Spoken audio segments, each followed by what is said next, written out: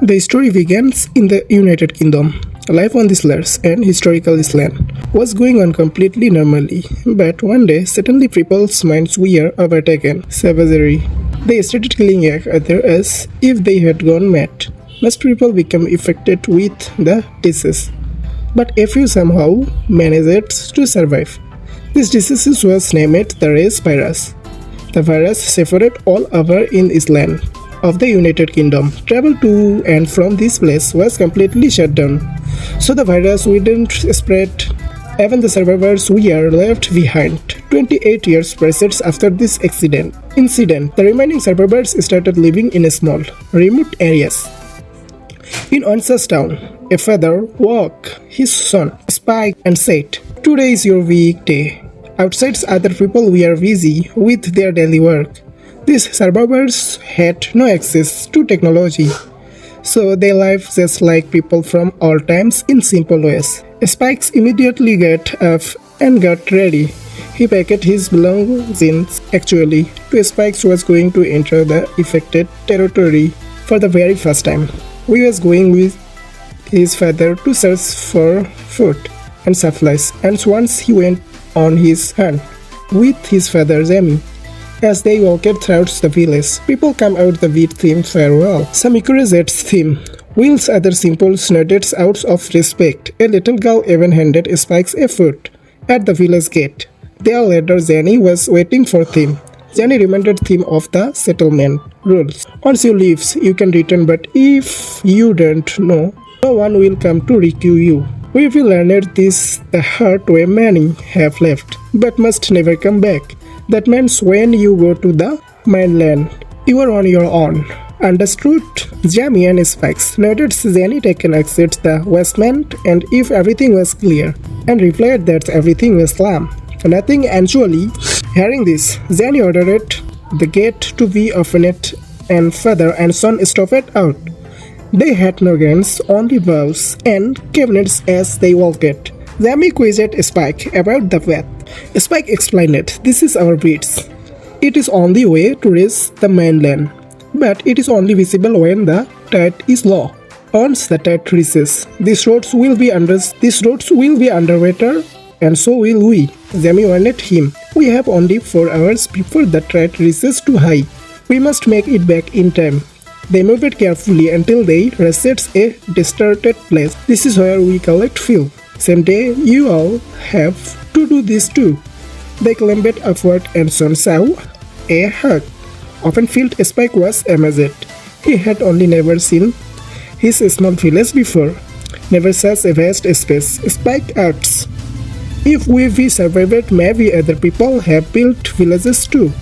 Jamie replied, "Don't think about that. Be happy with that we have, okay?" As they proceeded deeper into the forest, something moved in the distance. It was Lars' affected man, with a twisted, filthy, horrifying body, half alive, half rotten, covered with fungus and seamy patches. His blackened skin was failing, and he dragged himself across the ground before starting to eat something. Jamie pointed and instructed Spike on how to handle it. Yes, type affected must be killed differently. This one you must shoot it in the neck. Spikes draw his bow and let the arrow fly. It prices throughout the affected, but another affected suddenly appeared from behind. Jamie spotted it and quickly struck it down. More affected began emerging, but Jamie remained calm and skillfully took them out one by one. Then they saw a little affected girl, but Jamie and Spike stated saying no to shoot here. The girl ran away. Jamie praised his son. "Good shot. So how do you feel after your first hunt?" Spike was shaken by all the bloodshed, but Jamie reassured him. "Don't feel bad. This is we aren't really living. Your fifth theme." Suddenly more affected noises echoed, so they pushed further into the mainland. A herd of deer dashed past, leaving Spike stunned and delighted. He had never seen such animals before. Soon they found an abandoned house. Weapons ready, they entered. It looked like Scavengers had already looted most useful things. Still they searched and semi-excitedly discovered a fright, but noises came from another room.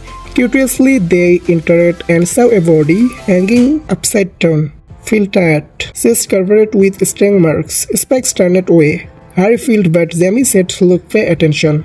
Suddenly the boy twisted. It's just still alive, affected and violently confusing.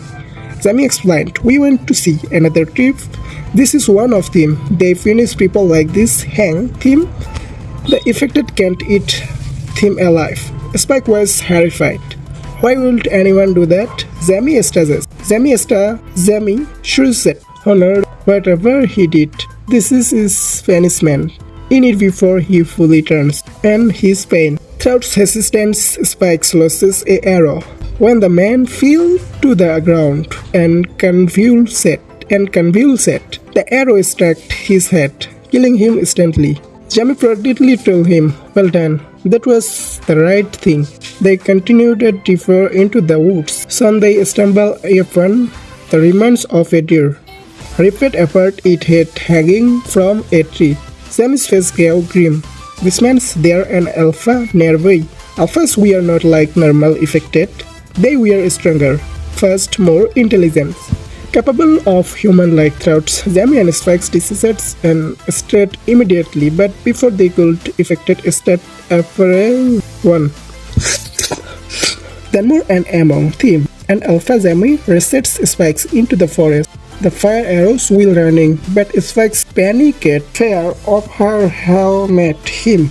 His arrows missed. Jamie tried to get him while shooting accurately, but Spike was too shaken. Barely escaping, they barricaded themselves in an old house. Affected surmet outside. Jamie fought them off. Eventually, they climbed up to the exhausted Jamie Lovak. At night, they spotted the Alpha in the distance. Watching them suddenly, Jamie whispered, "This one a different. We can fight it.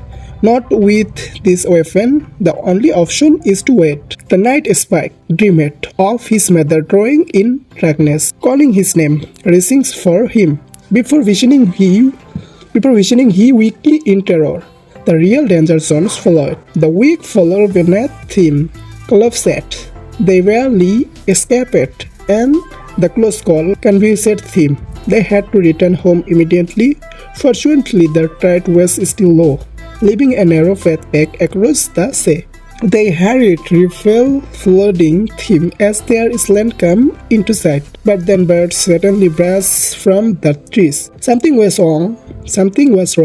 The Alpha was surging at full speed.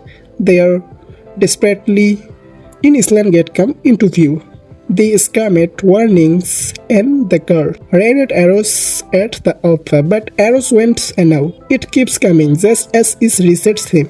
A guard's family arrow pierces its heart. The Alpha fell dead. Jamie and Spikes were brought inside. The villagers cheered, celebrating Spikes and bravery. A feast was held in his honor.